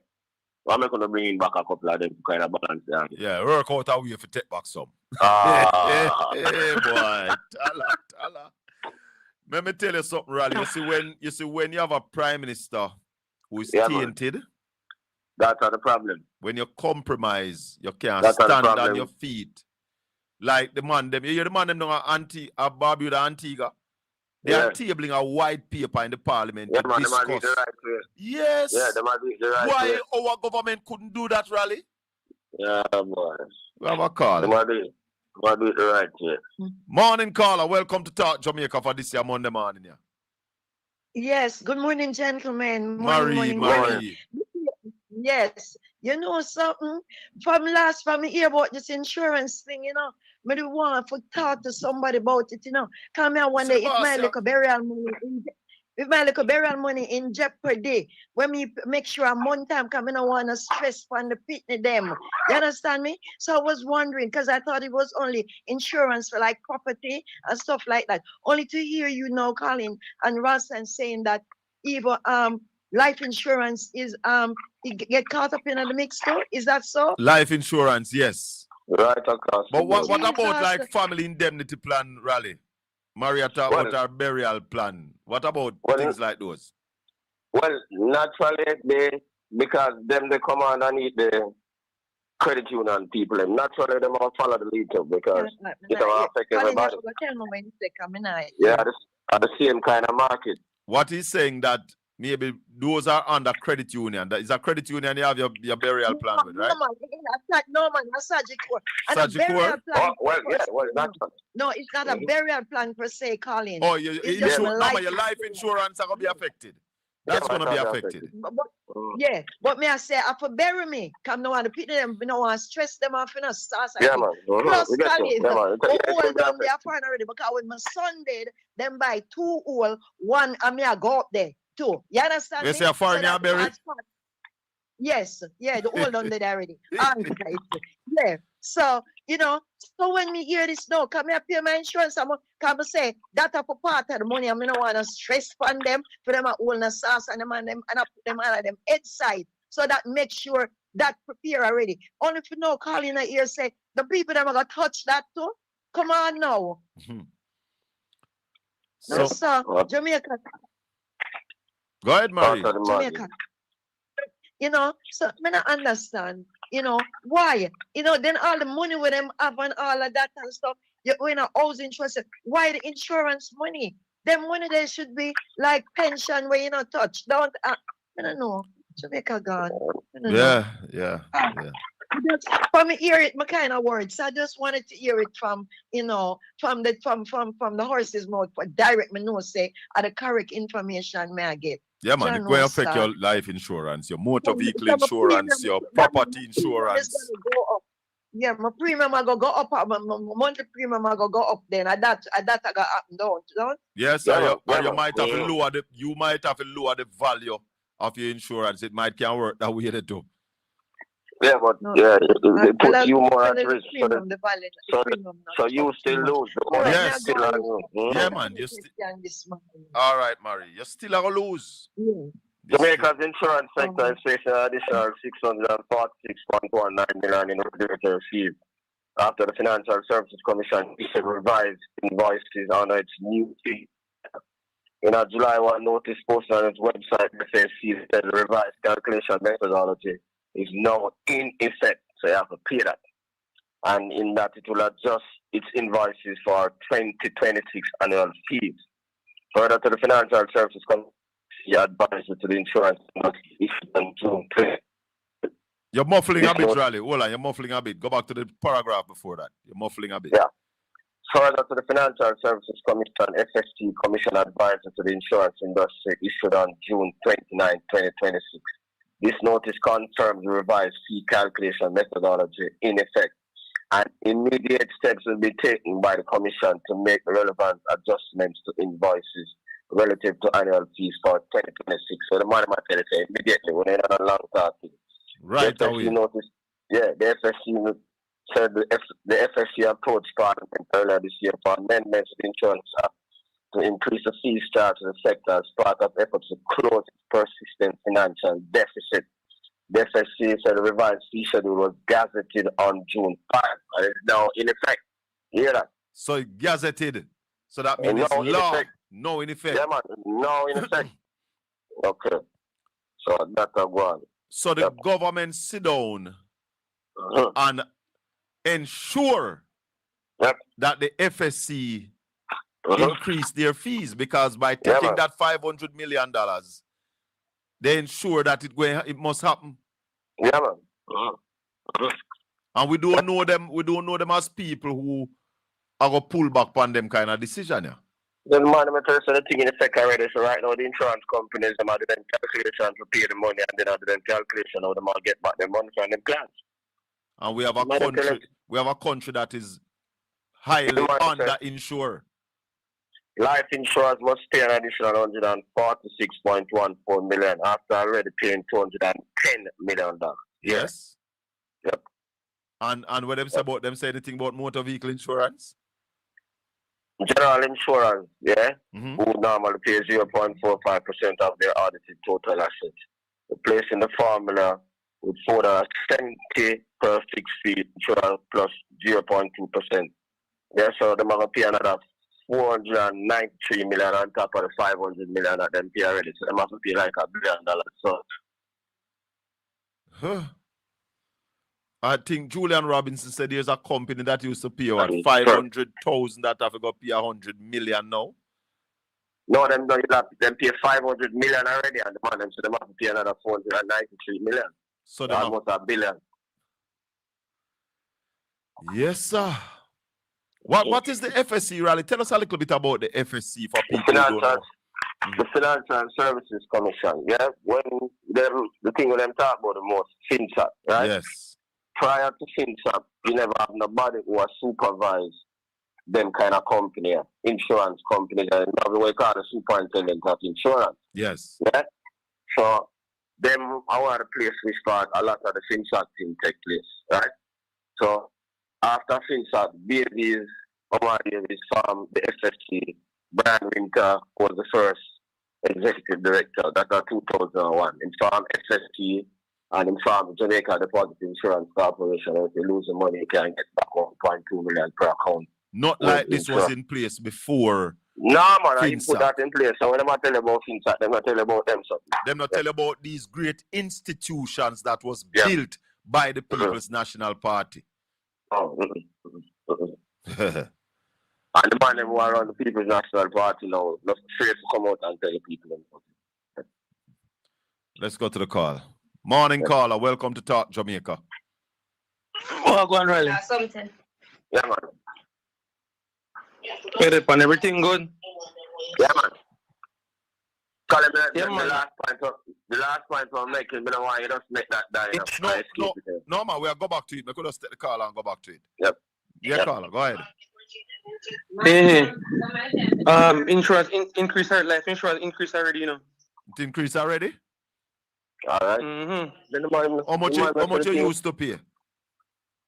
You know, my wife do it, but I just should have tell me now say fair. She get email already say my increase already. But Raleigh tell you know. when Raleigh talk, I know feelings him talk off, I know. Yeah, man said they increase already. FSC notice. Say they increase already. Okay. Yep. Colin. Yeah. So so Raleigh.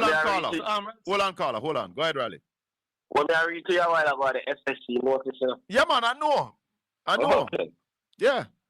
So what the caller is saying, it not just go reach at the insurance company. The insurance company them now move to. They have done their calculation and put the charge out there. I need to go search my email coming and say nothing yet. Yep, all right. Because the man them know said that the man them said it's effective immediately. So the men are Yeah. Go ahead, caller. Yeah, Raleigh, what do you think about the pine? All right, what the caller done? Go ahead, caller. What do you think about the pine system when I'm introduced now to the motorist them now? Me feel say is after 6 months after they roll in it, they're not gonna have no taxi on the road. Nah, man, they might have taxi just that the police them all get rich. All right. Even with this insurance measure, yep. All right, let's see a word. Blessings. Yeah, Raleigh, let's go back to the point of the FSC coming into being. FSC, the Jamaica Deposit Insurance Corporation, and the upgrading of the banking act. Yes, sir. When the subject of FinSAP come up, the man them who created those institutions, them don't talk about those things enough. Them don't tell the people them about them things enough. Them go cringe in our corner. Yes. And that's very bad. Yeah. And the PNP not talking up these things. They don't know we think they attack, and them they attack. There's a ad on radio regular, JDIC, protecting investment for you and me. A PNP put that in place. Omar Davis, PJ Pattis, them. Coming out of the FinSac debacle. Yep. FSC, we're not the limelight, no. Same thing. Colin, I have a Guardian Life Insurance. Was paying 2,900 a month. No, I don't know how much. Oh, you don't know how much it reach yet. But you get out, tell me where it reach. the banks in the 90s that crashed, there was no supervisory organization in place. Yeah, man. It is the FSC that now supervise the banks. And we realize... Hold on. The non-deposit taking institution. So we're talking about insurance companies, security dealers, and pension funds. Broker house and everything there. Yeah, man. That sells stocks and bonds. There was no supervisory agency for them in the 90s. Yeah, man. And that's why they run awry of the whole system. Yeah, man. Davies put them things in place. And that's why 2008, when we have the big recession, everybody stand up because they had to operate within the legal framework. Yeah, man. I have a lady who at JDIC named Antoinette McCain. She operates behind the scene, but she's very, very, very efficient. From JDIC, that she around the place. Very efficient. Yep. So when I'm talking one bag of rubbish, I said the man them on the other side. Yeah, when the man them chat fools, them just cringe in our corner and I'll come out and tell the people them. A joke is this. Colin, you hear about the baby car seat bill, then bring it back. What do you think about this? Bring it back in a taxi too? I don't think they, I don't know. I need to check that. Raleigh, how fair are you with the point system? No, me hear them talk about that. We don't really, they would have seen a full rollout. We don't see them mention it, take a come September and them stuff. They're not going to put out no details, but we have see Darrell and one police them talk about. Colin, is Raleigh still on radio? Yes, Raleigh's on RGR 94 FM. Weekdays, 12:30 to 1 p.m. Sundays, was 12 o'clock to 1 o'clock, Raleigh? 12:15 to 1 o'clock. 12:15 to 1 o'clock on Sundays. So yes, Raleigh is still on radio, the top financial show anywhere on media. So I've answered your question. 1-876-804-7072. Ralston, are you of the opinion that you're going to have more vehicle on the road that is not insured? Yeah, man. They're naturally. Right now, you have a whole lot of vehicle on the road with insurance. So when the insurance go up, you have more vehicle on the road with insurance. Somebody saying, Colin, my car insurance moved from 48,000 to 66,000. Yeah, man. With 60% no claim discount. All right. 48 to 66. That's 2 and 10, 12, $18,000 more that. Yeah, man. Yep. Yeah. And it's almost over 30%. So that, I tell you, them things are reality. You can't go with propaganda. You have to look for numbers, brother. Numbers that you have to run the place properly. Data. Yep. So, if them the really serious about what them do and I run a proper economic matter, they will look for all of them things that should know. We can't go in another direction there. Better we're going in another direction where we even run a slight fiscal deficit and delay the process of, which is natural, of this foolishness about debt to GDP for a particular time frame. Because we just get a massive shock with Melissa. If we debt to GDP go to 100%, what damage would that do to the economy? I have to go to 100% because them they are 16% now. So even if them go to once you're below 80%, yeah, you're good to go because the foolish international thing with them established was that 80%. So the man them who come up with 60% again. I tell you, if you look on Antoine right now, Wayne Henry, or anyone of them who said 60% and ask them why them come up with the 60%. The mother still said because the multilateral agency says so.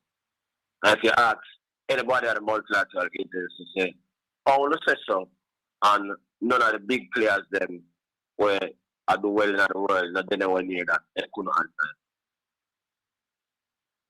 America is 133%, the biggest economy in the world. 133% debt to GDP. 123. 123. 123. China, China the biggest economy in the world at 200. Japan at 200. Yeah? The UK is 100. The European Union average is 88. Yep. So what would it do to our economy if we, let's say, go to 80% then? Well, it depends on where you spend the money on. So if you boost up the capital stock, yeah, because what we want people to understand, debt to GDP is a ratio, right? Right. So if confidence, watch me now. Me think me I carry 50 pounds on my back, but me only weigh 100 pounds. You see me calling better now. Me want to carry 100 pounds. So you me I'm gonna invest in myself. Yeah. Build some muscle. Make my weight come to 150 pounds. That not coming like nothing to me. So me can carry 100 pounds easy. Simple as that. Simple. So if we take some of this money that is available to us and start build out the infrastructure, start build some low income housing for the people them where get licked down so. Start renewable energy. Agriculture. All right. Are you saying that would be in a better position, really? Much better position. That is what is required at this particular point in time. Because when I get maga, when the economy declines, if you bring it to a body in a simple example, maga, you get maga.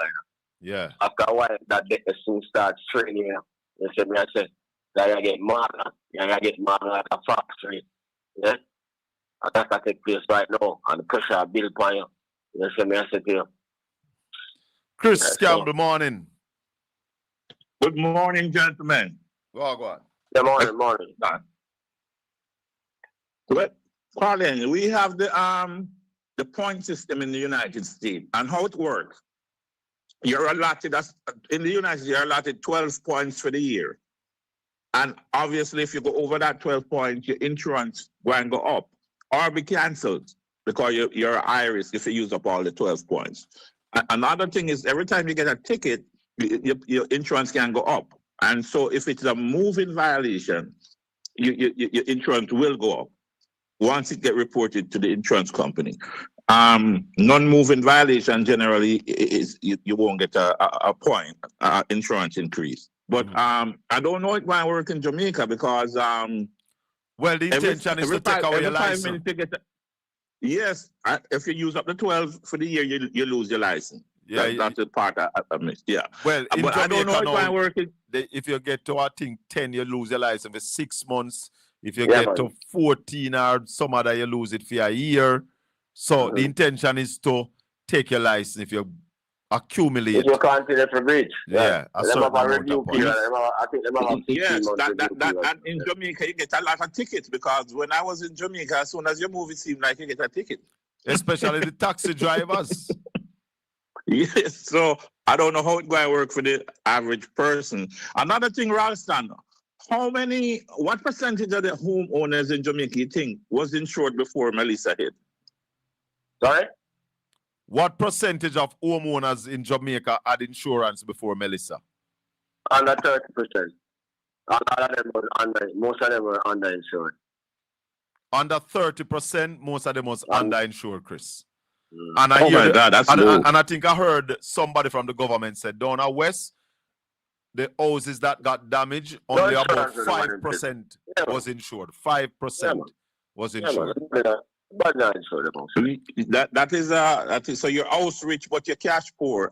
Before I get off, Colin, let me say this, and it's an encouragement to my fellow Jamaican. Buying a car is not an investment. No. Use your money, put your money into asset that will rise. A car is not really an asset unless you're using it in a business. You can write it off at the end of the day in your taxes. If you're just buying a car and I run up and down on the road, all you're doing is making yourself poor. That's correct. Okay? Yes. Take that money and find some good investment and invest it. Better you have money than not have a car. At the end of the day, you and pay your bills. Cars are just sucking money out of your pocket. The minute you drive it off of the lot, it start depreciate. Exactly, my friend. Exactly. We need to get over this frightening thing with cars. We don't make cars. We're making everybody rich in the car thing. The people who sell the parts, the people who make the cars. All we're doing is consuming. And at the end of the day, it all and brought down. And it's a waste of money, really and truly. Invest your money in other things. Call Raleigh at daytime and ask him what you have to do with your money. And stop, go buy cheap Chinese used cars and waste your money. All right. Thank you, my friends. And though somebody's asking, Ralston Hyman is on RJR 94 FM. Weekdays, 12:30 to 1 o'clock. Sundays, 12:15 to 1 p.m. RJR 94 FM, the top radio station in Jamaica. The biggest media house in Jamaica. That's where Ralston is every day. Raleigh, as we wrap up, what can we expect this week in the Jamaican economy? Boy, I'm going to tell you, difficult to predict. But you have a regular trading on the stock exchange, basically. More mopping up of liquidity? Yeah, we might expect something from the BOJ in terms of, I think Wednesday there'll be some mopping up of liquidity by the BOJ. Any planned intervention in the U.S. money trading market? Later down in the month we'll see some intervention in the market. We noticed on Friday we got to 159, so like we said. Yeah, but those are the three main activities. See, government in the market are borrowed some treasury bills. When this week too. This week. How long those will take to mature? The 10th of July, 182-day bill, 91-day bill, and the 273-day bill. Them all look 2.1 billion up to total 247 billion with them a borrow. Okay. Yeah. So action in there. And remember, listeners and viewers, thanks in the chat room that we'll be on this evening at 5 o'clock again. Marshy, you're the final call. Yeah. Morning, Ralston. Be there. Morning. One time me hear which one are you did when you're Ralston and them fill lock down them channel and come? I me say it, man. Yeah. Tell them, you say it. Yeah, Good. man, they must lock down. Come off and come watch and learn. And if you don't have question, those of you who say Ralston are idiot, come challenge numbers. Well, come challenge the data. Hold on, Marshy. Jamaica economy is in a nosedive or hit a wall. The plane lose altitude rapidly. So we are telling us that the economy not good. It is in a recession. Anybody think otherwise, come challenge the data. Go ahead, Marshy. Yeah. And if you know why you use plane, you can't use ship, then the ship is sinking. Boy, that one they would have dangerous because water would have full up in here already.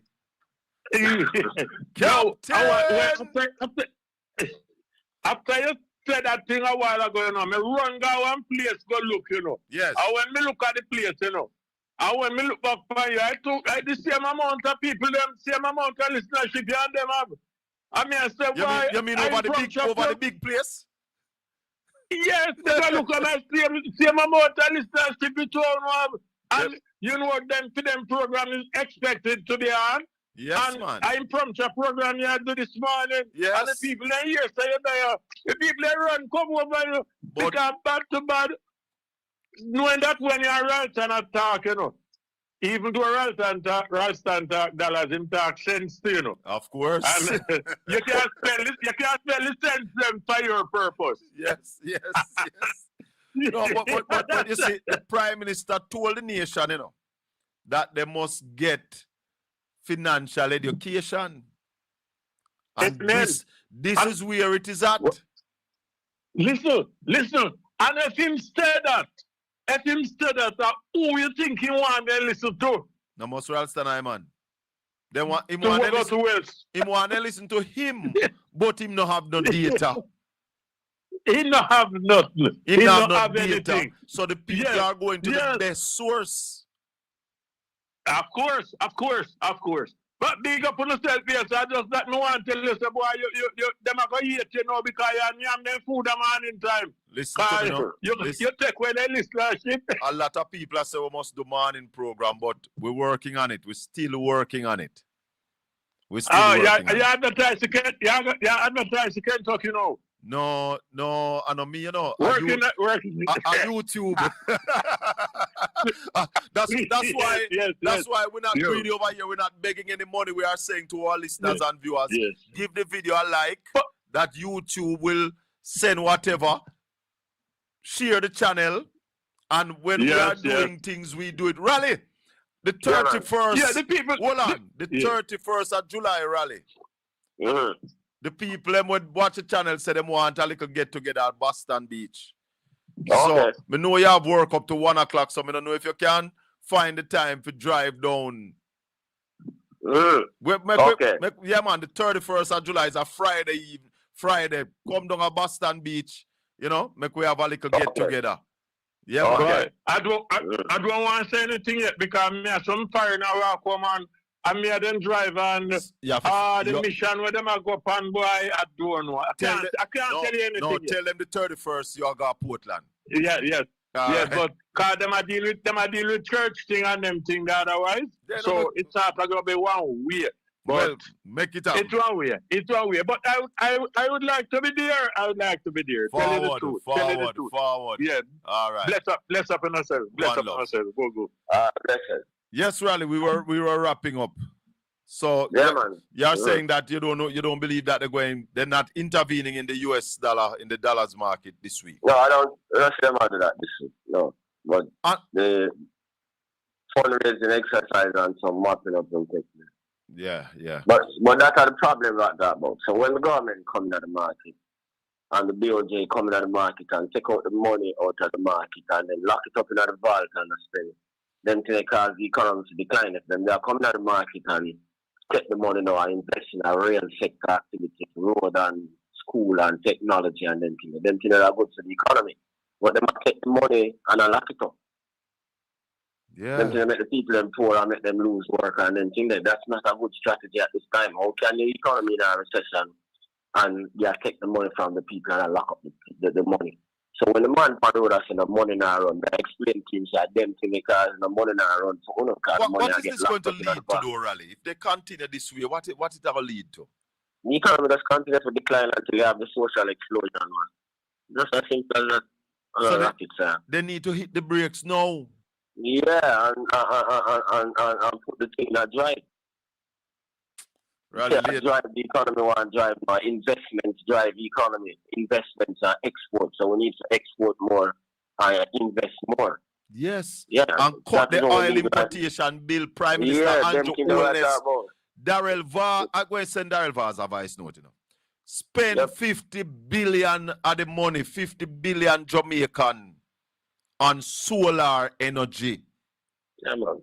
Make we get some people come here can teach our youth them how to make solar panel. Yeah, man. Build some solar farms. Make we cut the oil bill. How much per kilowatt hour we pay for electricity now, Raleigh? About 50 cents US? About 50 US cents. Yeah, how we survive on that? I pay them the kind of electricity bill. That I eat out the money. That is one of the reasons you run a large trade deficit. You can't compete with imports and you can't compete in your own domestic market. So things that come from far and still come in your market and cheaper than you can produce it in your market. And you can't sell it to other markets. So you have to fix that problem. Then think that priority at ABC and something like that. Yeah. And we have access to the money. Yeah, then think that ABC. Put another $30 billion in agriculture so we start feed ourselves, so we buy less food, we import less food, Mr. Prime Minister. Put $40 billion in the culture and the creative industry, and I guarantee you within 3 years we can start earn $7 billion US annually. All right, examine them numbers there again. So that's what I'm telling you, if they must follow the numbers, the things are obvious. Jamaica imported for the first 3 months 500 million food and consumer goods. You talk about agricultural thing and things. 500 million US, $500 million US. Yeah, in a thing there. So just to make people understand. So you talk about onion and all them things, lime from Paris and all of them things and things, biscuit from Trinidad and things in a bag and things. What Jamaica say now?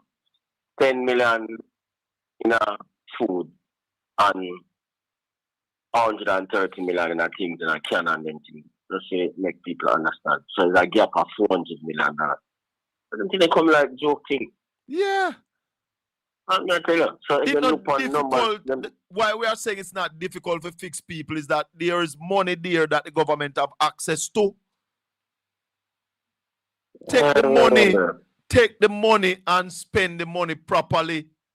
I'll fix the country, man. I'll stop concentrate on personal wealth and do the job they're gonna do. Let me see if this caller have a question for you, Raleigh, because we'll wrap it up now. Yes, caller, morning. Yes, morning. It's not a question, it's a statement. Yeah, but how you think them are go push solar and them thing there when most of the big guys and them all of them friends them have the gas station them and them a benefit from the still aisle. Have a benefit. Them still have a benefit, caller, but more people will have more money to travel the country and drive more. Them don't care about that. I don't for them pocket them care about. Yeah. Them have the gas station them on the aisle and everything. You know, and them a get big incentive off of that. Them not gonna push nothing for the masses. Them not gonna do that, man. So that them boy corruption twist up everything, you know. Yeah. The corruption, they're not going to push it at 12 years. I come off at JPS and I proud this accomplishment in my life. Then I'm 12 years of crazy money you save with your youth. Yes, man. Of course. Yeah, man. Of course. Because after you spend that first big piece of money, they just sit down steady. Yeah, man. Enough people I get solar, you know. But you know, you find the government, they push it. It is a really. My brethren, the technology is growing. Jamaica. Yes, man. You remember a poem where we used to say, Raleigh, we need to have winter, autumn, or spring. All we have is the summer days. Jamaica is 365 days worth of sunlight. Yeah, man. Yeah, man. When I go to some foreign country or Canada and see the amount of solar panel, I say, watch ya. Then what is Jamaica doing? We can take all our schools off the grid. All our hospitals off the grid. Public buildings. All our public. You have a whole heap of public building will just operate at daytime. Then they don't even need battery to tough. Yeah, man. Because you have solar system, we don't need no battery. Yeah, man. Yes. Yeah? What are we doing, Andrew Holness? They're not going to do that. Spend $50 billion and this will create a whole heap of job to you know. Yeah, man. Because I am not saying import the panel, you know. Import the skill, the technology, bring people to teach our youth them how to build solar panel, install them. By April next year, we could have cut away oil bill by at least 25%, you know. Yeah, man. Yes, man. That out of $500 million US Raleigh, $500 million would have cut off of the oil bill, though. Yeah, man. That's correct. Yeah. Spend $30 billion in agriculture, that's $80 billion. $40 billion in the culture and the creative industry. That's $120 billion. And we have access to over $560 billion. Yep. Raleigh, later. We're back on 5 o'clock, people. Hey, like up the video for me. Like up the video. We have over 1,000 people listening, man. Like up the video. Rally later. Yeah, man. Like up the video, everybody. Like up the video. We have over 1,000 people. We're gone just somewhere about 500 likes. Join us 5 o'clock for the Colin Bell Show. May the good Lord continue to bless and keep everybody. May his face shine upon the item and be gracious unto the item. The Lord Jesus Christ lift up his light and give you his peace. Until we meet again 5 o'clock, OB over the OB, the fireman at YouTube. Link him up now.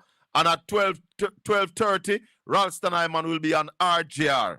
And at 5 o'clock, we'll be right back here on Portland Spice TV. One love, my people. Let me see if I find Louis Culture if I take we out in the Monday morning here. What a Monday morning. Yeah, man. The truth and only the truth. Louis Gangali Culture. Where you the Gangali? See Gangali, yeah? Take us out. Tell them to try pre-we. Big up Portland Spice TV. Tell them to try and pray. We go Portland Spice TV. Remember to subscribe. See, Portland Spice TV. Louis Culture say it once, so I say it again. Portland Spice TV. We are going to hold them and pop it up.